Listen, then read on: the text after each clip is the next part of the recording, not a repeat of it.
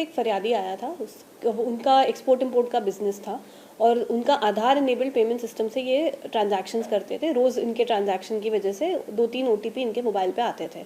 2 दिन हुए इनके मोबाइल पे कोई ओटीपी नहीं आया, तो इनको डाउट गया कि कोई इसमें फ्रॉड हुआ है या कुछ हैक हुआ है। तो ये हमारे पास साइबर क्राइम पुलिस स्टेशन पहुंचे थे।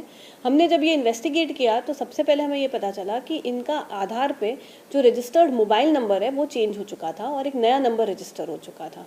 इसीलिए इनके पास ओटीपी नहीं जा रहे थे, लेकिन इनको इनका नंबर चेंज हो रहा है उसका कोई नोटिफिकेशन भी अपने पुराने नंबर पे नहीं मिला। इसीलिए इनको ये भी नहीं पता था कि इनका मोबाइल नंबर चेंज हो गया है आधार में। उसके बाद इसमें और फर्दर हमने जो इन्वेस्टिगेशन किया तो जांच के दौरान हमें ये पता चला कि सबसे पहले इन्होंने जो कम्युनिटी सर्विस सेंटर है वहाँ पे जाके वहाँ का जो आधार ऑथेंटिकेट करता है वो जो एजेंट था वो इस सब में मिला हुआ था, तो उसने ये मोबाइल नंबर चेंज किया था। उसके पास ऑलरेडी इनका आधार की सारी डिटेल्स थी, फोटोग्राफ थी और सिर्फ जो कम्युनिटी सर्विस सेंटर से जब ये चेंज करते हैं तो पुराने नंबर पे कोई नोटिफिकेशन नहीं जाता है क्योंकि ये ऑथराइज सेंटर है। तो इस वजह से वो जब मिला हुआ था एजेंट तो उसने इनका मोबाइल नंबर चेंज कर दिया। उसके बाद पूरा इनके आधार का क्रेडेंशियल्स का एक्सेस लेने के लिए उसके बाद उन्होंने ये जो एजेंट है उसने और लोगों का संपर्क किया और उसमें एक जो हमारा मुख्य आरोपी है आशीष करके उसका संपर्क किया। आशीष ने इसका क्या किया है कि आधार में बायोमेट्रिक भी ऑथेंटिकेट कर दिया है। इनके पास जो विक्टिम है उसका फ़ोटो था। ये फ़ोटो कहीं के कोई भी माध्यम से मिला जा सकता है, सोशल मीडिया से भी फ़ोटो उठाई जा सकती है या तो आपके कोई भी अकाउंट्स में या न्यूज़पेपर कोई कटिंग्स में आया हो या जॉब एप्लीकेशन में कहीं अपलोड हुआ हो ऑनलाइन कभी, तो उससे लिंक्डइन या कोई ऐसी वेबसाइट से भी उठाई जा सकती है। तो ये फ़ोटो इनके पास ऑलरेडी इस व्यक्ति की थी। वो फ़ोटो से इन्होंने ये जेमिनाई का यूज़ करके, जो आर्टिफिशियल इंटेलिजेंस के टूल्स हैं उसमें से जेमिनाई का यूज़ करके एक ब्लिंकिंग वीडियो बनाया था और ये ब्लिंकिंग वीडियो एक फ़ोन में रन किया और ऊपर उन्होंने दूसरे फ़ोन से आधार एप्लीकेशन चालू करी और इस वीडियो के माध्यम से इन्होंने इनका बायोमेट्रिक ऑथेंटिकेट किया। बायोमेट्रिक ऑथेंटिकेशन के बाद इनका आधार पूरा फुल प्रूफ हो गया क्योंकि मोबाइल नंबर भी अब फ्रॉडस्टर का है और बायोमेट्रिक भी इनके पास ऑथेंटिकेट हो चुका है, तो फुल एक्सेस मिल गई। इसके बाद इन्होंने डिजी लॉकर का एक्सेस किया क्योंकि आधार से ओटीपी इनके पास मिल रहा था और डिजी लॉकर में जितने भी पर्सनल डॉक्यूमेंट्स हैं इंक्लूडिंग पैन कार्ड और भी फाइनेंशियल डॉक्यूमेंट्स उसका एक्सेस किया। उसके बाद इन्होंने जो फ्रॉडस्टर थे इन्होंने ट्राई किया इनके 3 अलग अलग बैंकों में अकाउंट खोलने का ट्राई किया। उसके लिए उन्होंने KYC का यूज़ किया जिसमें आधार के डॉक्यूमेंट्स, पैन कार्ड और फोटोग्राफ और इन सब डॉक्यूमेंट्स की यूज़ थी जो इनके पास डिजी लॉकर से मिल चुकी थी। तीनों में से एक बैंक अकाउंट इनका सक्सेसफुल गया और इन्होंने जियो पेमेंट बैंक से अकाउंट भी खोला और उसमें से 25,000 का लोन भी लिया जिसका भी इंटीमेशन विक्टिम को नहीं मिला था।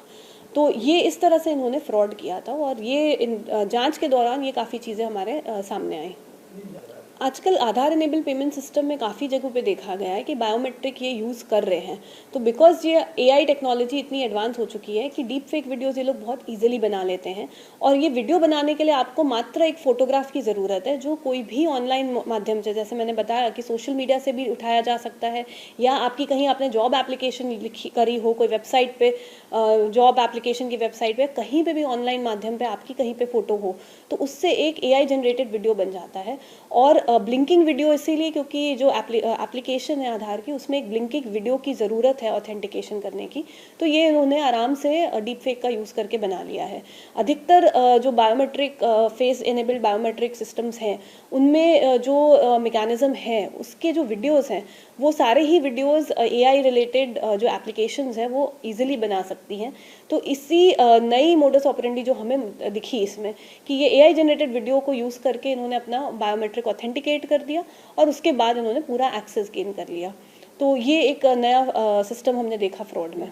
तो जो पहला हमारा आरोपी है वो तो कस्टमर सर्विस सेंटर का ही एजेंट था और उसके पास वो किट थी जिसकी वजह से उसने मोबाइल नंबर चेंज किया था, लेकिन उसके पास इतनी जानकारी नहीं थी। उसका साथ जो मेन उसका मित्र था आशीष करके, वो इसका काफ़ी जानकार था। इनफैक्ट आशीष खुद भी एक एजेंट था पहले, लेकिन उसके ऊपर भी एक गुना दाखिल हुआ था 2025 में, तो उसके बाद से वो ब्लैकलिस्ट किया गया था।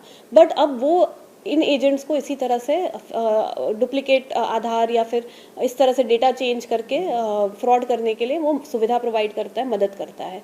और उसी की जांच में पता चला कि कई व्हाट्सएप और टेलीग्राम ग्रुप्स भी चल रहे हैं इसी बारे में, एंड उनके पास काफ़ी डेटा ऑलरेडी है, विक्टिम्स का भी डेटा है, प्लस वो एक सपोर्ट के नाम पे इस तरह से एजेंट्स को भी फंसाते हैं कि टेक्निकल सपोर्ट देते हैं बट बदले में उनका डेटा ले भी लेते हैं। तो इस तरह से हमें दिखा कि ये काफ़ी वाइड स्प्रेड है जिस तरह का इनका नेटवर्क है। हमने अभी प्रथम 4 आरोपी पकड़े हैं और बाकी भी इस गैंग में और कितने लोग शामिल हैं उसके लिए हमारे प्रयास चालू है। हमने अथॉरिटीज़ को भी इंटीमेट किया है, उनकी तरफ से भी इसमें काफ़ी अपडेट्स किए जा रहे हैं वीडियो ऑथेंटिकेशन को लेके, ओटीपी को लेके, और उसमें भी हमारी बात उनसे चालू है और काफ़ी करेक्टिव मेजर्स भी लिए गए हैं।